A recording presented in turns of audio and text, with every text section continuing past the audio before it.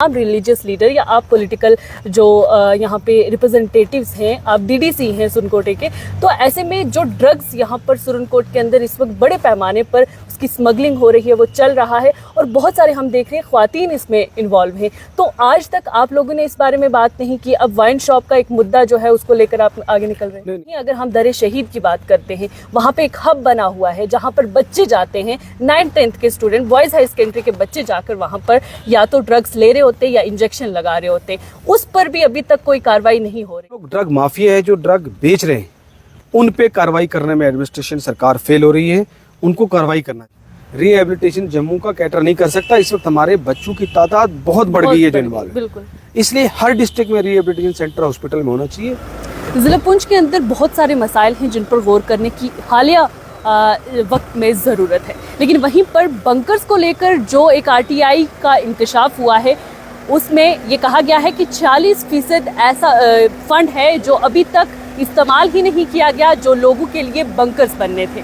और वहीं पर सुरनकोट में इस वक्त इन दिनों जो बहुत बड़ा मसला जो है वो छिड़ा हुआ है, जिसने एक आग जो है वो लगा रखी है सुरनकोट के अंदर। वाइन शॉप जो दराबे में खुल रही है उसको लेकर बहुत सारे एहतजाज जो है वो हुए हैं और आइंदा दिनों में भी ये मुतवक्के है कि कुछ एहतजाज जो हैं वो होंगे। मेरे साथ शाहनवाज चौधरी मौजूद हैं, इनसे जानने की कोशिश करेंगे। वाइन शॉप पे सबसे पहले मैं आपसे बात करूंगी कि वाइन शॉप पर इतना बड़ा तजाद जो है इन दिनों सुरनकोट के अंदर देखने को मिल रहा है और एहतजाज भी हो रहे हैं, तो ऐसे में क्या समझते हैं आप कि ये जो मरकज़ी सरकार की जानिब से जो कुछ अहकामात दिए जाते हैं, जैसे वाइन शॉप दराबे में खुलेगी, इससे नुकसानात क्या हैं और क्या ये गाइडलाइंस के ख़िलाफ़ जाकर इस तरीके के काम काज हो रहे हैं? बहुत शुक्रिया साइमा बहन। देखो, ये बड़ा अनफॉर्चुनेट है कि सुरनकोट दराबा में अभी एक इलीगल तरीके से दुकान खुली है और लगातार प्रोटेस्ट चल रहे हैं। आज भी वहाँ के जो है मुकामी लोग प्रोटेस्ट पे हैं, वहाँ के सारे गांव के और आसपास के इलाके के लोग प्रोटेस्ट पे हैं। मुझे भी शामिल होना था क्योंकि पुंछ डिस्ट्रिक्ट हेडक्वार्टर पे पार्टी प्रोग्राम था, जिसकी वजह से मैं नहीं जा पाया। लेकिन मैं अभी इस इशू को लेके सीधा डिप्टी कमिश्नर पुंछ के पास जा रहा हूँ। मेरी पहले भी उनसे फ़ोन पे जो है कई बार बात हुई है और उन्होंने ये बात मानी थी कि इसकी एनओसी भी नहीं है दुकान की, और जो वाइन शॉप खुली है उसके 20 मीटर पे मिडिल स्कूल है, 100 मीटर पे मंदिर है, 100 मीटर पे मस्जिद है और 100 मीटर पे ही एक बच्चियों का गर्ल्स हाई स्कूल है। तो ये क्लियर कट जो है ये कानून की खिलाफवर्जी है। सुप्रीम कोर्ट की जो वर्डिक्ट है, सुप्रीम कोर्ट की जो गाइडलाइंस हैं, उनकी धज्जियाँ उड़ा के जो है वहाँ ये इलीगल तरीके से दुकान खोली गई है और एनओसी भी जिस तरह डिस्ट्रिक्ट मजिस्ट्रेट ने कहा नहीं ली गई है। उसके बावजूद मुझे हैरानगी है कि डिस्ट्रिक्ट एडमिनिस्ट्रेशन ने एग्री करने के बाद फिर भी वो दुकान वहाँ पे अभी सील नहीं की है और बीच बीच में वो खुलती है और उसकी सेल चल रही है। ये तो लॉलेसनेस है। और पहले ही सुरनकोट में, जब आपको याद होगा कुछ साल पहले जो है वो दुकान खोलने की कोशिश की थी सुरनकोट में। सुरनकोट के सारी कम्युनिटीज़ के लोगों ने एकजुट होकर सड़कों पर आए। हमने उस वक्त प्रोटेस्ट किया, मैं खुद धरने पे बैठा और हमने इंश्योर किया कि दुकान सुरनकोट में नहीं खुली। फिर पोठा में कोशिश की गई, उस वक्त दराबा में खोलने की कोशिश की।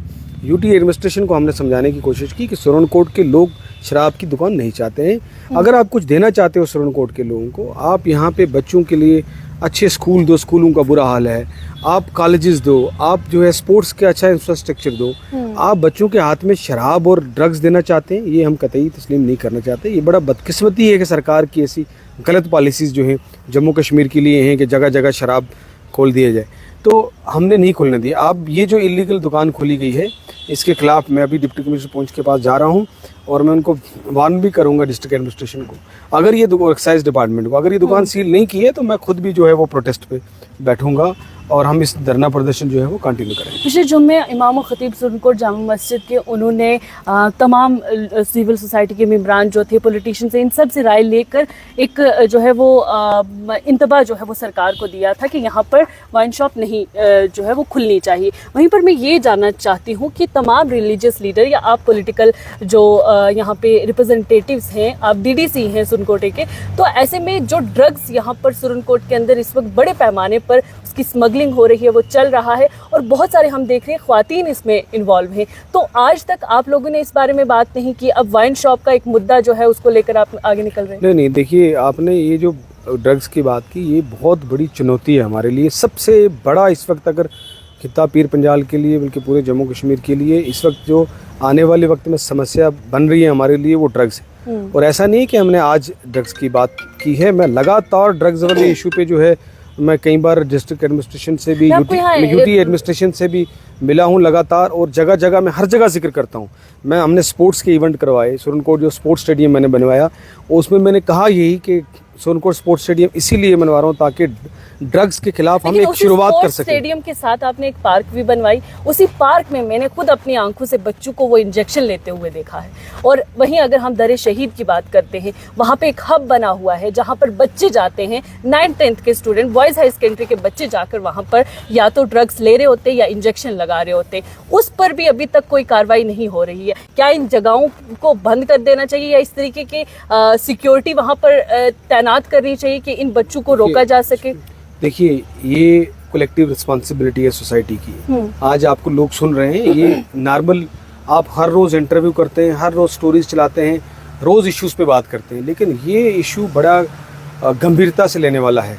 ये आपको लोग सुन रहे हैं तो मैं कहना चाहूँगा कि ये पूरे पुंछ डिस्ट्रिक्ट के लोगों को, बाकी खैर ये समस्या हर जगह है, लेकिन पुंछ की क्योंकि आज में बात हो रही है तो पुंछ के लोगों को कहना चाहूँगा कि ये फिक्रिया लम्हा है। बिल्कुल, हम ये सोचते हैं कि हमारा बच्चा ड्रग्स में इन्वॉल्व नहीं है, पड़ोसी का बच्चा है या दूसरे गांव का या टाउन का दूसरे का बच्चा ड्रग्स में है, हमारा बच्चा ड्रग्स में नहीं है, इसलिए हम अपने लिप सर्विस जो है वो होंठ बंद रखते हैं और हम कुछ बोलते नहीं। लेकिन ये कोई पता नहीं है कि किस दिन वो ट्रैवल होके आपके बच्चे को हो जाएगा, आपको भनक भी नहीं लगेगी। बिल्कुल। और आपको जब पता चलेगा तब सब कुछ खत्म हो गया होगा। और मैं आपको बताऊं कि कई 100 मौतें जो हैं वो ड्रग्स की वजह से हो चुकी है। आप अगर उनको ऑफिशियल फिगर लेने की कोशिश करोगे, सुरनकोट हॉस्पिटल पर जाओगे, पहुंच भी तब भी 100 के करीब आपको हर हॉस्पिटल में मिल जाएगी। लेकिन ये जो अनऑफिशियल फिगर है वो बहुत ज़्यादा है।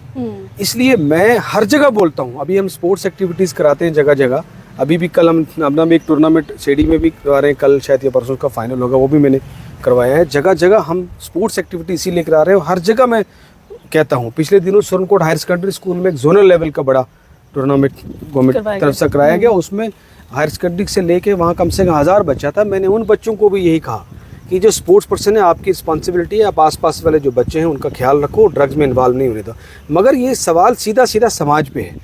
एक सवाल तो एडमिनिस्ट्रेशन की तरफ है, बिल्कुल ठीक कहा आपने जिक्र किया कहाँ कहाँ वो दरो शहीद और कहाँ कहाँ वहाँ बच्चे लेते हैं, तो ये एडमिनिस्ट्रेशन की रिस्पॉन्सिबिलिटी है, ये पुलिस की रिस्पॉन्सिबिलिटी है कि वहाँ पे इंश्योर करें कि इस तरह की एक्टिविटीज़, अनलॉफुल एक्टिविटीज़ ना हो। और जो लोग ड्रग माफिया है, जो ड्रग बेच रहे हैं, उन पे कार्रवाई करने में एडमिनिस्ट्रेशन सरकार फेल हो रही है, उनको कार्रवाई करना चाहिए। मगर साथ साथ ही अगर हम सिर्फ इसी कड़ी को दबाते रहेंगे तो मसले का हल नहीं है। साथ साथ उतने ही जिम्मेदार हम भी सिविल सोसाइटी के लोग हैं, क्योंकि हम आवाज़ उठाने को तैयार नहीं है।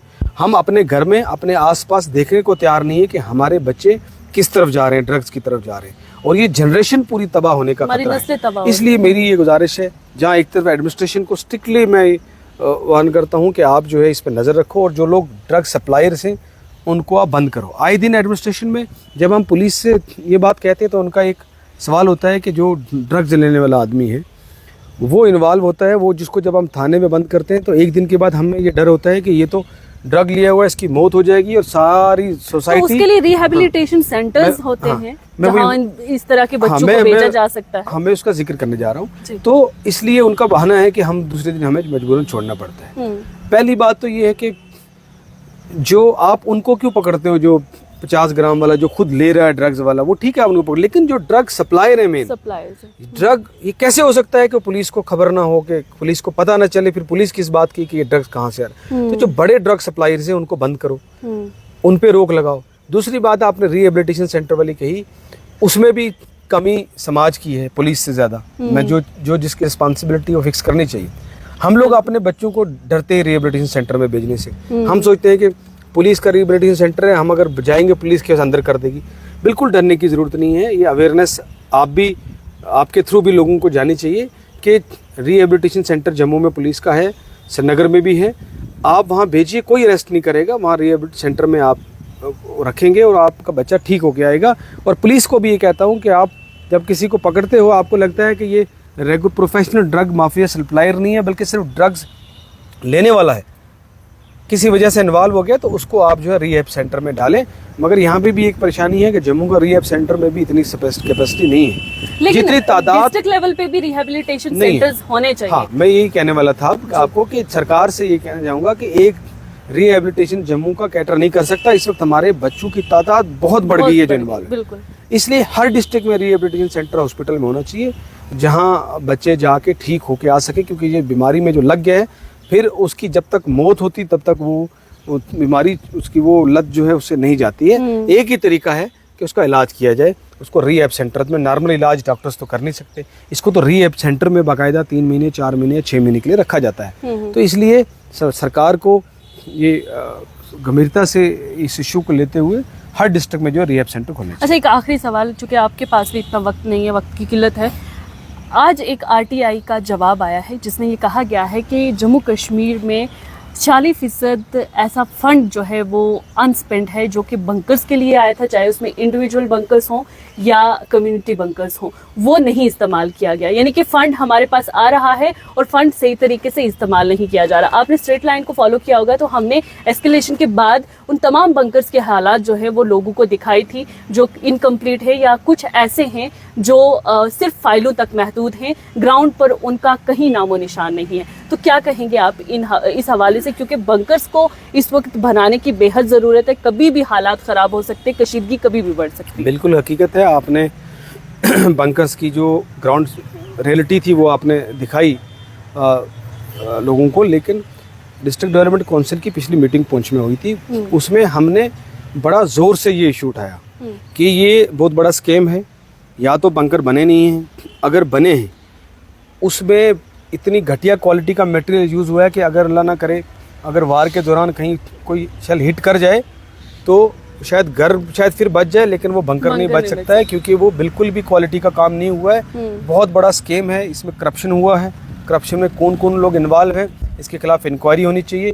और ये मिनट्स ऑफ द मीटिंग में है, जो कौंसिल की हमारी लास्ट मीटिंग थी उसके मिनट्स ऑफ द मीटिंग में है कि इस पर इंक्वायरी जो है वो कंडक्ट करनी चाहिए। बल्कि ये एसीबी को, विजिलेंस को, उनको जाना चाहिए कि इसकी प्रॉपर इंक्वायरी होनी चाहिए। और हमने डिस्ट्रिक्ट एडमिनिस्ट्रेशन को ऑन रिकॉर्ड लिखा है और उन्होंने एडमिट किया है कि हम इस पे जो है इंक्वायरी कंडक्ट कराएंगे और ये लोगों के सामने सच सामने आना चाहिए। चलें, बेहद शुक्रिया। ये थे हमारे साथ शाहनवाज चौधरी, जिनने सुरनकोट के अंदर हो रहे मसाइल हैं जो कि आम आवाम को परेशान कर रहे हैं, आम आवाम के लिए सरदर्द बने हुए हैं। एक कोशिश की जा रही है कि जो नई नस्लें हैं या आने वाली नस्लें हैं या जो मौजूदा नस्लें हैं उनके अंदर एक जहर घोलने की कोशिश की जा रही है ड्रग्स के थ्रू, जिनसे उनका जहनी तौर पर उन पर असरात हो रहे हैं। और इन तमाम चीज़ों को जो है वो इन दिनों नज़रअंदाज किया जा रहा है, चाहे हम एडमिनिस्ट्रेशन की बात करें, सिविल सोसाइटी की बात करें, या वो तमाम रिलीजियस लीडर्स जो जुम्मे के दिन खुतबे के दौरान समाजी जो इश्यूज हैं उनको डिस्कस करते हैं, वो कहीं ना कहीं भूल जाते हैं